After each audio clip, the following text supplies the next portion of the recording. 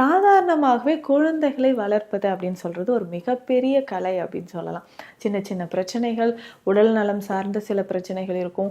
சில குழந்தைகள் சாதாரணமாகவே உணவே சாப்பிட முடியாத மாதிரி இருப்பாங்க. பசிக்கலை பசிக்கலை அப்படின்ட்டு. அதுவும் கோடை காலம் வந்துட்டுனா ஓகே லீவ் டைமில் இருக்கிறோம், ஸோ ஹாப்பியாக வந்து ஜாலியாக எல்லோரும் விளையாடிட்டு இருக்கிறோம், ஆனால் அந்த டைமில் எனக்கு பசிக்கவே இல்லை அப்படின்னு சொல்லுவாங்க. இந்த மாதிரி இருக்கும்போது அதே சமயம் சம்மரில் அதிகமாக என்ன ஆகும்னா ஸ்கின் ப்ராப்ளம்ஸ் நிறைய சில்ட்ரன்ஸ்க்கு வந்து வரதை நம்ம பார்க்குறோம்.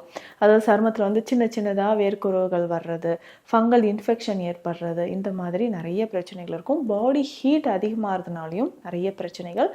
அதே மாதிரி மலச்சிக்கல் தொந்தரவும் நிறைய குழந்தைகளுக்கு ஏற்படுது.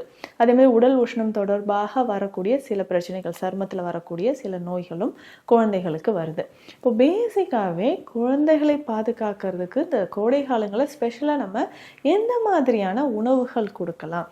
இப்போது ஜென்ரலாகவே இந்த கோடை காலத்தில் இல்லைங்க லீவ் டைமில் தானே வெளியில் போகிறோம், அவுட் சைட் ஃபுட் நிறைய சாப்பிட்றோம் அப்படின்னு இருந்தாலும் முடிந்த அளவுக்கு நம்ம வீட்டில் ப்ரிப்பேர் பண்ண ஃபுட்ஸே வந்து குழந்தைகளுக்கு கொடுத்தோம்னா அதுவுமே ரொம்ப ஹெல்த்தியாக இருக்கும்னு சொல்லலாம்.